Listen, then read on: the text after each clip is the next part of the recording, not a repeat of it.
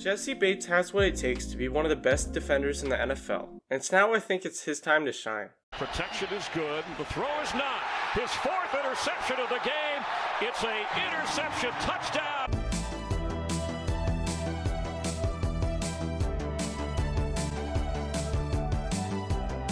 Out of Fort Wayne, Indiana, Jessie was a two-sport star at Snyder High School, as not only just a great football player, but also great on the courts. Right before half, Snyder senior Jessie Bates beating the buzzer. Funny enough, his basketball ability might be the reason he can move so gracefully across the field. But anyways, Jessie was a 3-star out of high school with offers from schools like Toledo, Iowa, Ball State, and Wake Forest. Although the seemingly obvious choice is Iowa, Jessie wanted to actually play, and so he made a trip down to the forests of Wake.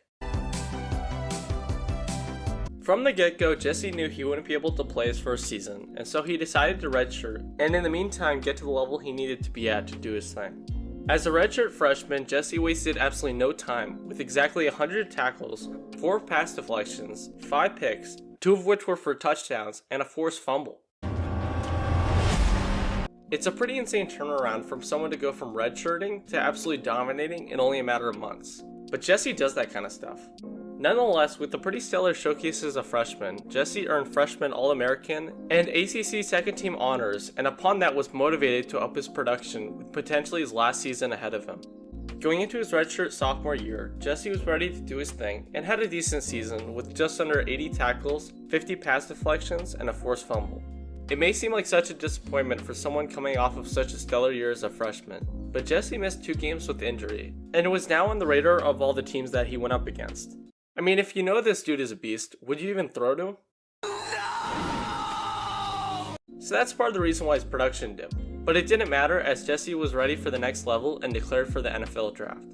At the combine, Jessie put together a solid showcase with the 4th fastest cone drill, 3rd 60-yard shuttle, and 5th in the short shuttle, all among safeties, as he proved that he had NFL speed.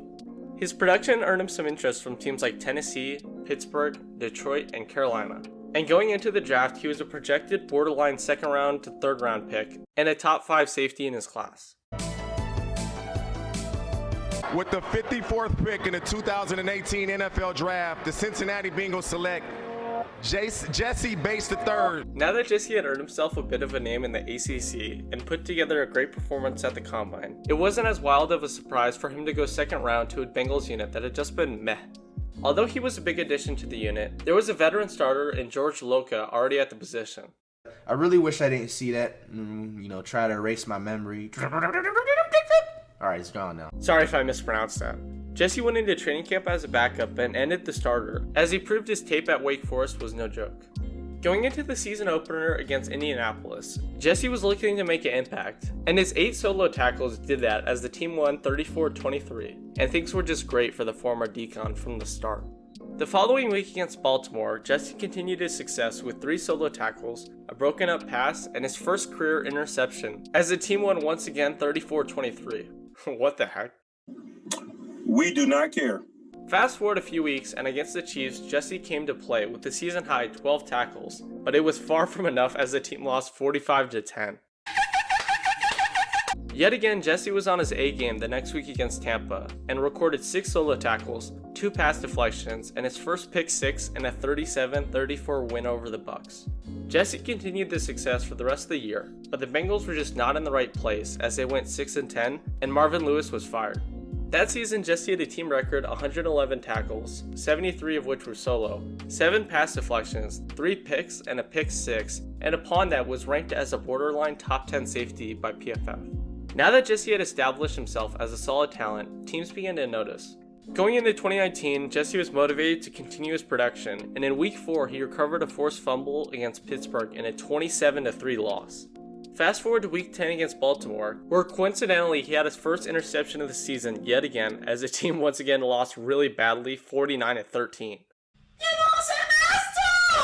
The following week against the Raiders, Jessie grabbed another pick and another L, but this time it wasn't as bad as they only lost 17-10. Although the Bengals were struggling, Jessie was still able to produce, and in week 14 against Cleveland, he had his 3rd pick of the season and yet another loss.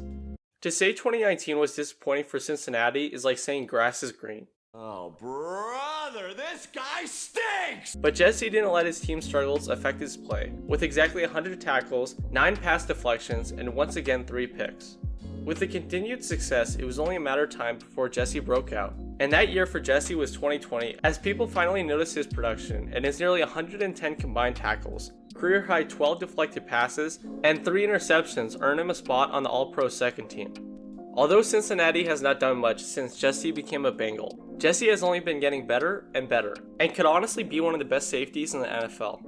There are not many players who can be as consistent as Jessie on one of the worst franchises in football, but somehow he's able to do it, and in 2020, Jessie recorded the highest PFF ranking among safeties at 90.1, with his 12 deflected passes coming from a player who is in the middle of the field, which is insane for someone as new as Jessie. Going into 21, PFF has him as a projected top 10 safety, which I think is a bit of disrespect for someone who's doing all that Jessie is in the middle of the field. Maybe it's because he's not purely a stat stuffer, but Jessie needs some love. Whenever people talk about the best safeties, they always mention guys like Minkah Fitzpatrick and Adrian Amos, but studs like Jessie Bates and a stellar talent out there in Denver called Justin Simmons go unnoticed, so I figured it was time to spread the word.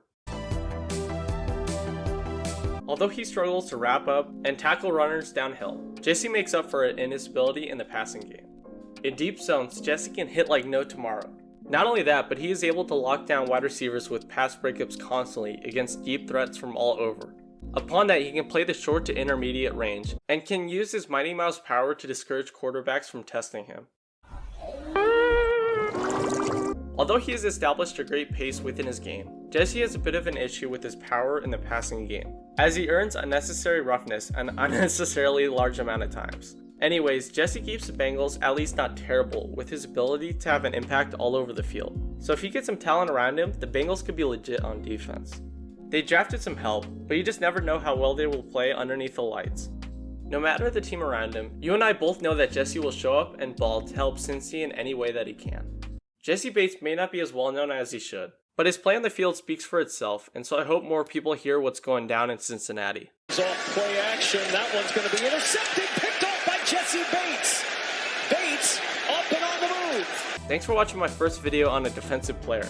But anyways, it would be awesome if you guys could subscribe, like, and comment down below what you think of Jessie. Anyways, see you guys soon, and peace out.